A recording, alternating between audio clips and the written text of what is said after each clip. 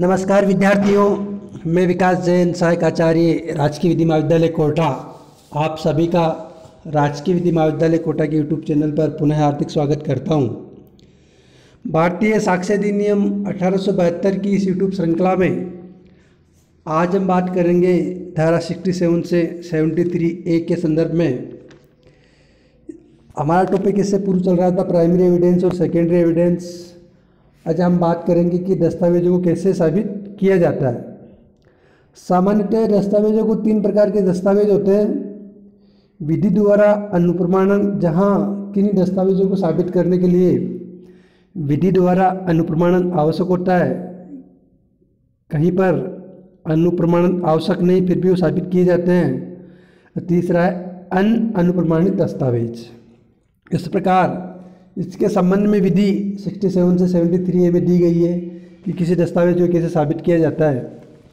तो बात करते हैं धारा 67 की, जो कहती है कि जहाँ पर किसी दस्तावेज में किसी साक्षी के हस्ताक्षर और हस्तकलेख हैं तो उस व्यक्ति के हस्तकलेख को साबित किया जाएगा। जब किसी दस्तावेज को साक्ष्य के रूप में उपयोग में लाया जाता है तब महत्वपूर्ण प्रश्न ये उठता है कि क्या प्रस्तुत की गई दस्तावेज असली है। इससे संबंधित नियम धारा 67 से 73 में दिए गए हैं। इस धारा का संबंध दस्तावेजों के निष्पादन के सबूत से है। यह धारा केवल ये आवश्यकता निर्धारित करती है कि जब कोई दस्तावेज जो पूर्णतः या भागत हस्तलिखित हो या हस्ताक्षरित हो न्यायालय के समक्ष पेश की जाती है तो उस दस्तावेज के हस्ताक्षर और हस्तकलेख को साबित किया जाना चाहिए। निष्पादन, इस अधिनियम में निष्पादन शब्द को कहीं भी परिभाषित नहीं की गई है, किंतु निष्पादन से हस्ताक्षरित अभिप्रेत है। किसी दस्तावेज के निष्पादन का मामूली तौर पर यह अर्थ लगाया जाता है कि उस दस्तावेज पर अपनी सहमति के रूप में पक्षकार द्वारा हस्ताक्षर किए गए हैं। दस्तावेज पर हस्ताक्षर करने वाले व्यक्ति को दस्तावेज का निष्पादक कहते हैं। जहां किसी दस्तावेज का अनुप्रमाणित होना विधि द्वारा अपेक्षित है, वहां निष्पादन से वह संपूर्ण संक्रिया लक्षित होती है जिसके अंतर्गत निष्पादक द्वारा हस्ताक्षर करना और उसका समर्थन करने वाले साक्षी द्वारा उसे अनुप्रमाणित करना, दोनों ही बातें आती हैं। किंतु ये धारा उन दस्तावेजों पर लागू होती है जिसका अनुप्रमाणित होना किसी विधि के अनुसार आवश्यक नहीं है। कोरा कागज दस्तावेज की कोटि में नहीं आता। अब क्वेश्चन ये उठता है कि हस्तकलेख को साबित कैसे किया जाए। तो इसके संबंध में भारतीय साक्ष्य अधिनियम 1872 में कुछ प्रकार बताए गए हैं। इसमें धारा 60 कहती है कि लिखने वाले या हस्ताक्षर करने वाले को स्वयं के साक्ष्य द्वारा हस्ताक्षर और हस्तकलेख उसके स्वयं के हैं। दूसरा 67 में कि ऐसे व्यक्ति के साक्ष्य से जिसने उस व्यक्ति को दस्तावेज लिखते हुए या उन पर हस्ताक्षर करते हुए देखा हो। तीसरा है सेक्शन 45, उन विशेषज्ञों की राय से के साक्ष्य द्वारा जिन्होंने प्रसंगत हस्तकलेख की तुलना सिद्ध हस्तकलेख से की है। धारा 47, किसी व्यक्ति के साक्ष्य द्वारा जो उस व्यक्ति के हस्तकलेख से है जिसके द्वारा प्रसंगत लेख लिखा या हस्ताक्षरित किया गया अनुमानित किया जाता है, परिचित हो। इसके बाद आता है धारा 73, न्यायालय द्वारा प्रश्नाधीन लेख या हस्ताक्षर की सूचना हस्ताक्षर की दूसरों से तुलना करके जिनके बारे में न्यायालय को समाधानप्रद रूप से साबित कर दिया गया है कि वे असली है। इसके बाद आता है किसी ऐसे व्यक्ति द्वारा की गई स्वीकृति से जिसके बारे में यह भी कथित है कि उसने दस्तावेज को हस्ताक्षरित किया था या लिखा था। उसके बाद उपधारणा द्वारा, उसके बाद है अन्य परिस्थितिजन्य साक्ष्य द्वारा। इसके बाद आता है सेक्शन 37A, जो कहता है कि जहाँ पर अंकीय हस्ताक्षर हो, डिजिटल सिग्नेचर हो, वहाँ डिजिटल सिग्नेचर को साबित किया जाएगा सिवाय सुरक्षित अंकीय हस्ताक्षर के। ठीक है। इसके बाद बात करते हैं 68 की, जो बताता है कि जहाँ धारा 68 से 71 ऐसी दस्तावेजों के संबंध में लागू होती है जिनका किसी विधि द्वारा अनुप्रमाणित होना अनिवार्य है और जिन पर आवश्यक अनुप्रमाणन अंकित है। ऐसी दस्तावेजों का निष्पादन जिनका अनुप्रमाणित होना अनिवार्य नहीं है, धारा 72 के अनुसार हस्ताक्षर और हस्तलेख साबित करके साबित किया जा सकता है। यदि ऐसी दस्तावेज है जिनका अनुप्रमाणित होना अपेक्षित नहीं है किंतु वे अनुप्रमाणित है, तो भी उनका निष्पादन धारा 72 के अंतर्गत उसी तरह साबित किया जा सकेगा मानो वे अनुप्रमाणित नहीं थी। यह धारा ऐसे दस्तावेजों को लागू होती है जिनका साक्षियों द्वारा अनुप्रमाणित होना विधि द्वारा अपेक्षित है, जैसे कि विल।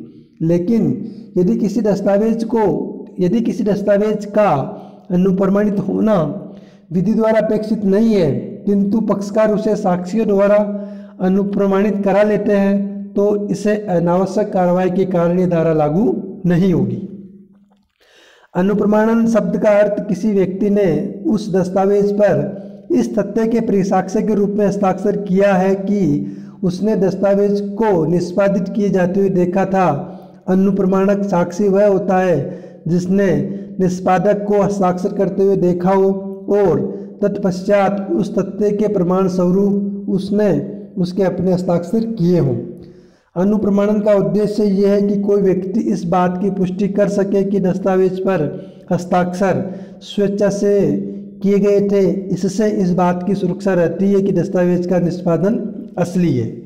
विधि मान्य अनुप्रमाणन की अपेक्षा होती है कि अनुप्रमाणन साक्ष्यों की संख्या 2 से अधिक होनी चाहिए। अनुप्रमाणन साक्ष्यों में से प्रत्येक साक्षी ने निष्पादक को लिखित पर हस्ताक्षर करते हुए या अपना चिन्ह अंकित करते हुए अवश्य देखा हो, या किसी अन्य व्यक्ति को निष्पादक की उपस्थिति में और उसे निर्देशानुसार लिखित पर हस्ताक्षर करते हुए देखा हो, या फिर अनुप्रमाणक साक्षियों में से प्रत्येक साक्षी ने निष्पादक से उसके हस्ताक्षर या चिन्ह या ऐसे अन्य व्यक्ति के हस्ताक्षर के बारे में व्यक्तिक अभिस्वीकृति प्राप्त कर ली हो, और अनुप्रमाणक साक्षियों में से प्रत्येक साक्षी ने निष्पादक की उपस्थिति में लिखित पर हस्ताक्षर किए हों।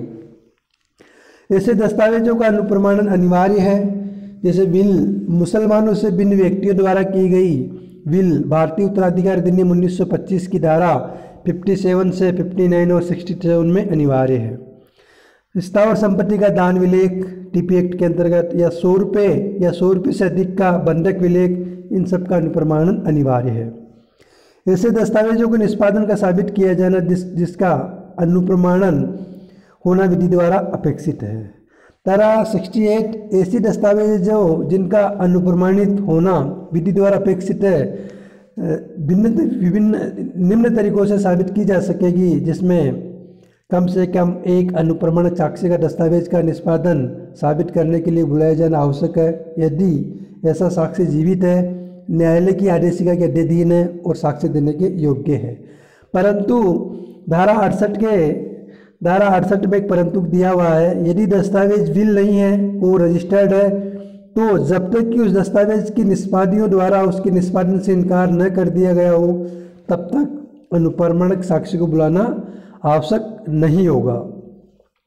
यदि किसी दस्तावेज का कोई भी अनुप्रमाणक साक्षी नहीं मिल सकता है तो दस्तावेज को साबित करने वाले पक्षकार को यह साबित करना होगा कि कम से कम एक अनुप्रमाणक साक्षी का अनुप्रमाणन उसी के हस्तलेख में है और दस्तावेज का निष्पादन करने वाले व्यक्ति का हस्ताक्षर उस व्यक्ति के हस्तलेख में है, तथा यदि अनुप्रमाणित दस्तावेज के किसी पक्षकार ने उस दस्तावेज का अपने द्वारा निष्पादन किया जाना स्वीकार किया है तो निष्पादन साबित करने के लिए किसी अनुप्रमाणक साक्षी को बुलाने की आवश्यकता नहीं रहती है।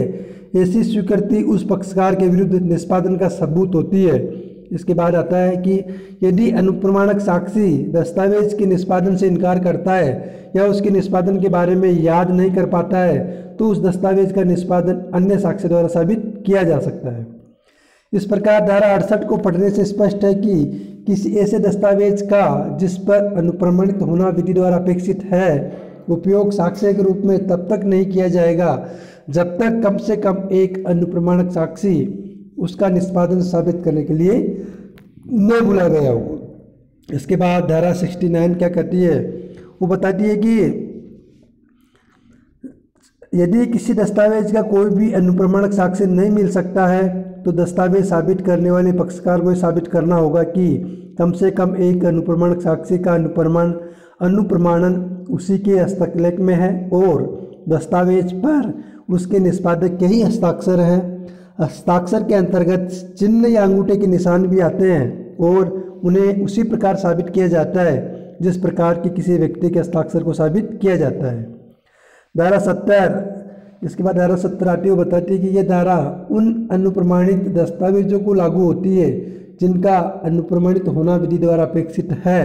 इस धारा के उपबंध धारा 69 के परंतुक के रूप में है और जहाँ किसी दस्तावेज का निष्पादन स्वीकार कर लिया जाए वहाँ किसी भी अनुप्रमाणक साक्षी को बुलाया जाना आवश्यक न होगा। इसके बाद धारा 71 जो कहती है कि जब अनुप्रमाणक साक्षी दस्तावेज का निष्पादन अस्वीकार कर देता है या उसे उसके निष्पादन का स्मरण न हो वहाँ दस्तावेज का निष्पादन अन्य साक्षी द्वारा किया जा सकता है। दस्तावेज साबित करने वाले पक्षकार को ऐसा होने से बचाने के लिए और न्याय देने में की रुकावटों को हटाने के उद्देश्य से ही इस धारा का निर्माण किया गया है। केवल इस तथ्य से कि किसी दस्तावेज के अनुप्रमाणक साक्षियों ने अपने हस्ताक्षरों को अस्वीकार कर दिया है दस्तावेज अविधि मान्य नहीं होगा यदि विश्वसनीय प्रकार के साक्ष्य से साबित कर दिया जाए कि साक्षियों ने मिथ्या परिसाक्ष्य दिया है।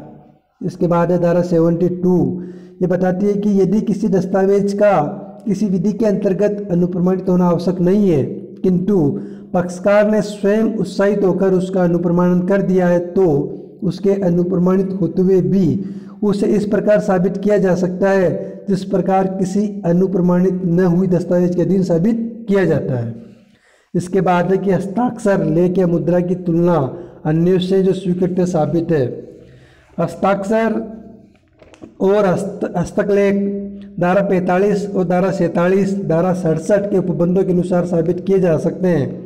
इस धारा में हस्ताक्षर लेख मुद्राओं और अंगुली छाप को साबित करने का एक और ढंग दिया गया है। यह भी निश्चित करने के लिए कि क्या कोई हस्ताक्षर लेख मुद्रा या अंगुली चिन्ह उस व्यक्ति की है जिसके द्वारा उसका लिखा जाना तात्पर्य है। न्यायालय द्वारा उसकी ऐसे दूसरे हस्ताक्षर लेख या मुद्रा या अंगुली छाप से जिसके बारे में ये स्वीकृत साबित कर दिया गया है कि वह उस व्यक्ति द्वारा लिखा या किया गया था तुलना की जा सकेगी। तुलना न्यायाधीश या किसी विशेषज्ञ या हस्तकलेख से परिचित व्यक्ति द्वारा की जा सकती है। इसके बाद बात करते हैं धारा 73A की जो कहती है कि न्यायालय किसी भी व्यक्ति को जहाँ पर अंकीय हस्ताक्षर के सत्यापन का मामला है तो न्यायालय उस व्यक्ति को नियंत्रक को या प्रमाणकर्ता अधिकारी को अंकीय हस्ताक्षर प्रमाण पत्र प्रस्तुत करने के लिए कह सकता है या यदि कोई अन्य व्यक्ति है तो अंकीय हस्ताक्षर प्रमाण पत्र में सूचीबद्ध सार्वजनिक सूचक शब्द का प्रयोग करके अंकीय हस्ताक्षर को सत्यापित करेगा।